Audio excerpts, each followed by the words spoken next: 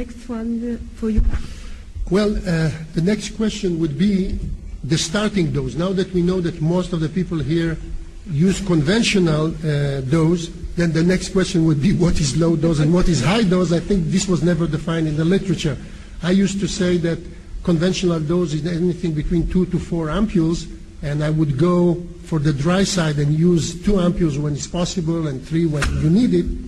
But the question is the starting dose of gonadotrophin, meaning the starting dose in all cases, not just in the first cycle, but what would you consider is the right starting dose?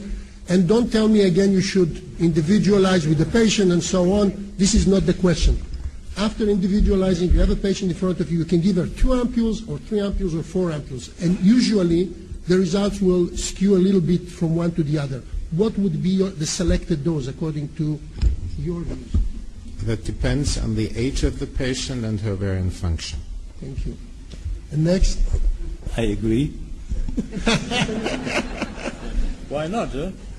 It will be a short question. Would you say that you should start in most cases that it's possible according to the age and according to the ovarian response to starting 2 ampules rather than 3 ampules? Let me take you back a little bit. 20 years ago, there are many in the rooms that are in the field of IVF, more than 20, maybe almost 30 years.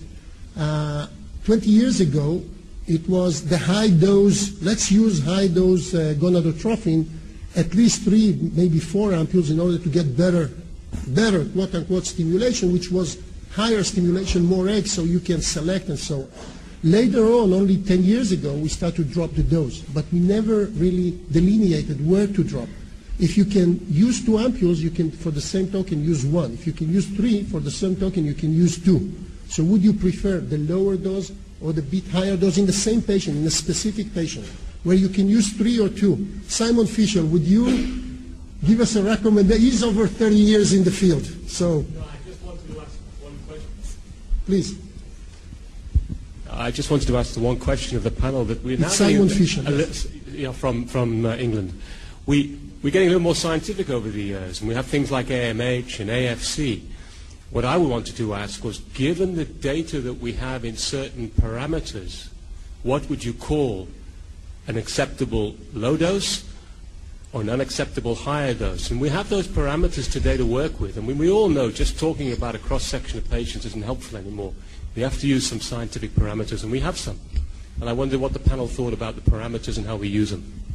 If they will not comment, you will comment on that. I totally agree with that, actually. And this is why I made the point that it depends on the age and on the ovarian function. The only people we give 2 ampules are young egg donors. I haven't seen a regular infertility patient, except maybe the PCO patient, the young PCO patient, who we have given 2 ampules. Everybody else got more. But the answer is really that it depends on the ovarian function each age group. And that brings me to a favorite topic, which is that I think it's time that we start using our ovarian function parameters like FSH or AMH in an age-specific way. What is normal at age 25 in FSH is not the same that is normal at age 39. And still we use absolute cutoff points in FSH levels. I think that is the error. We published that 2.5 years ago. If you look at age-specific FSH levels, for example, you will be surprised what should be considered abnormal FSH levels at young ages. For example, an FSH of 8 is already abnormal at age 35, 36. So once you start looking at your patients in this kind of way, I think you will be much more accurate in how you dose your stimulation. Samir, please. Samir Kamama. I don't share.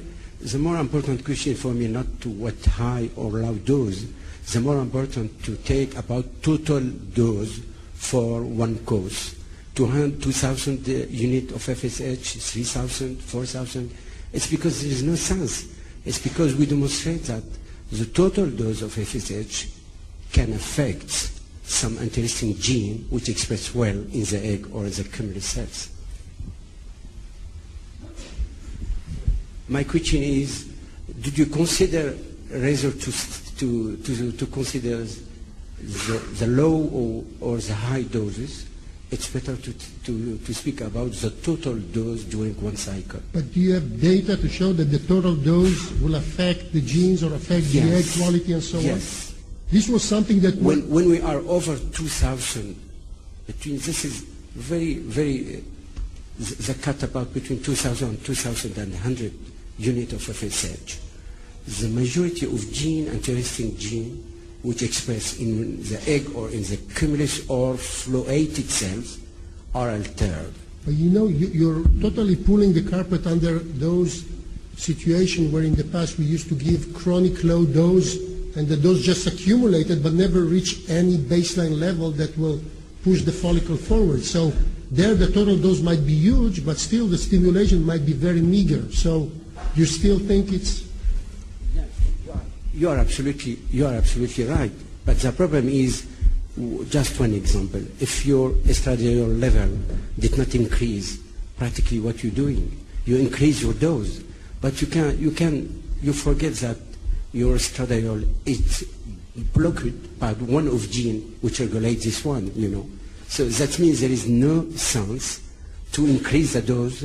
It's because the gene, the interesting gene which express regarding, for example, estradiol dose, its efficiency well to block the increasing of your estradiol. So that means really it's better to cancel than that to continue to increase your dose. Let's try and get the audience position on that, because I cannot get the panelist position, a final one, at least for myself. Would you consider a young patient under 30, good response, would you consider starting on 4 ampules every time that you treat her? If somebody wants to say yes, raise his hand. The answer is probably no. So the same patient under 30 that respond very well to 3 ampules, would you start time and again every cycle 3 ampules? She has 10 eggs every time, 10, 12, 14 eggs. Would you continue all the time 3 ampules? If you say yes, raise your hand. Not so many. So if she responds and has 10 to 13 eggs every time with 3 ampules, would you consider dropping the next cycle to 2 ampules? If you say raise your hand.